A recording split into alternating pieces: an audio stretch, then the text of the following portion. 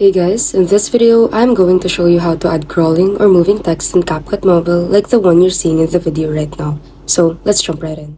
First, open CapCut and load the project you want to work on. I'll be using a sample picture for this video. Once you've loaded your project, press text and then add text.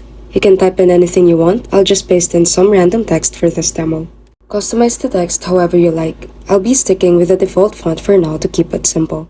If you want a solid background, tap on Style and choose Background. Here, you can choose whichever background you want. You can also change the text and background colors. I'll go with white text on a black background for better visibility. Once that's done, resize the text and position it wherever you want on the screen. Make sure that the text layer is the same length as your video or image. You can do this by dragging it all the way to the end. Now, it's time to make the text move. Start by getting to the beginning of the text and adding a keyframe using the diamond button. Then, at the end of the clip, you can simply drag the text to the left until you get to the end.